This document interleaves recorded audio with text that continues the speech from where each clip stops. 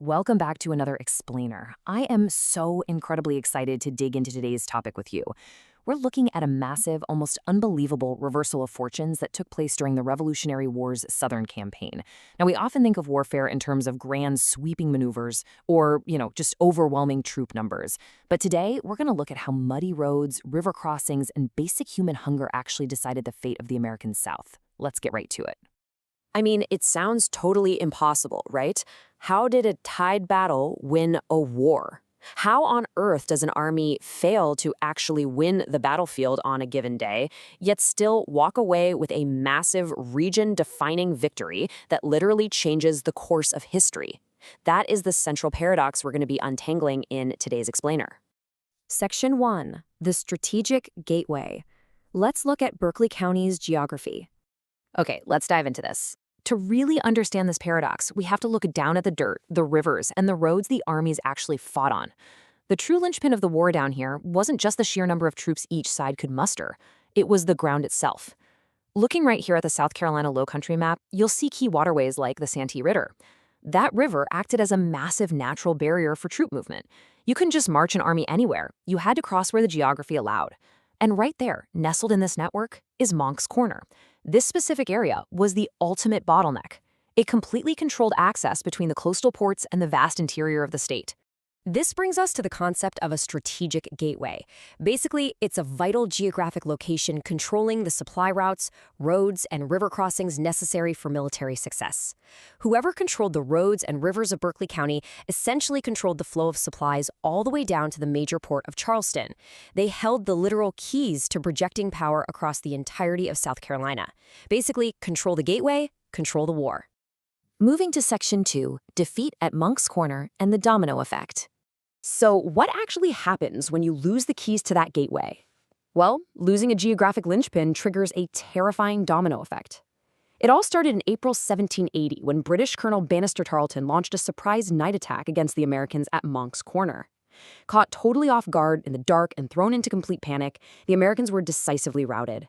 And because they lost that specific spot, their last remaining supply line was completely cut off. They lost the vital road to the north.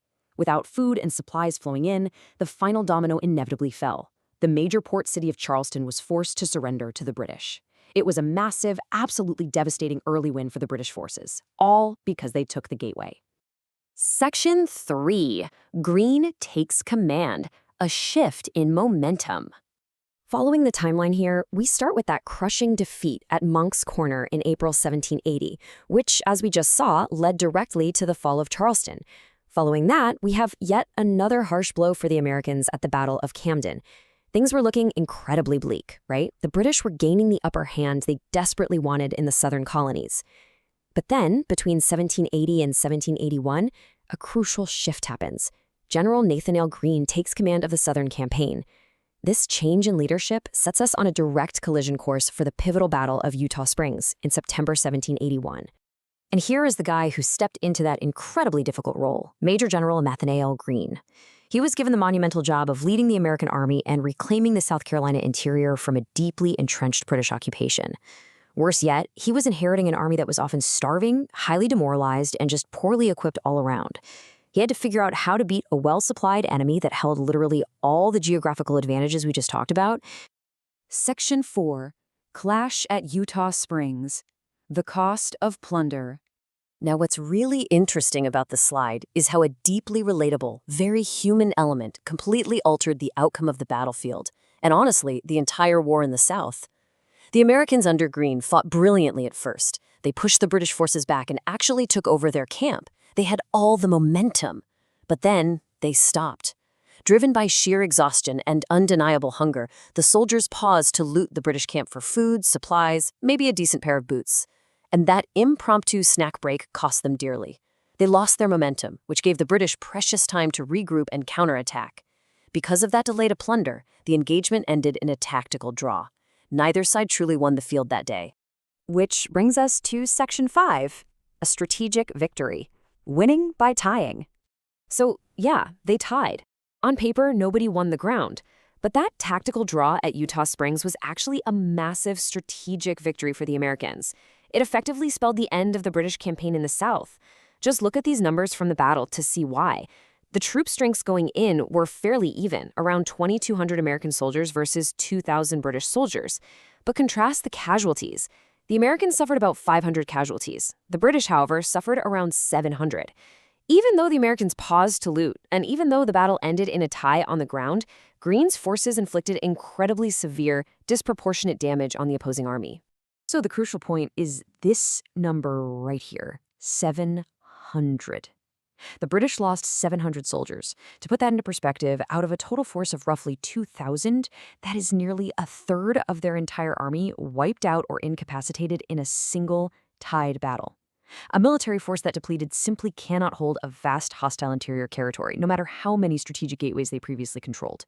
Because of those staggering, completely unsustainable losses at Utah Springs, the British forces were forced to abandon the interior. They retreated back to the safety of Charleston. And here is the absolute most important takeaway. They never left the coast again for the rest of the Revolutionary War. By bleeding the British army dry, Greene's forces successfully trapped them in a coastal port, forever ending British control over South Carolina's interior. As we wrap up this explainer, I want to leave you with a quick what-if to ponder. What if the Americans hadn't stopped to plunder that camp? Might it have been a total rout? Or conversely, what if the British had managed to maintain their iron grip on the vital roads of Berkeley County, kept their army healthy, and continued to rally Loyalist support? It's just fascinating to think that simple human desires for a meal, combined with the control of muddy roads and river crossings, ultimately dictated the success of the American Revolution in the South. It's geography and human nature working hand in hand to shape history. Thank you so much for joining me to explore these sources today, and I'll catch you next time.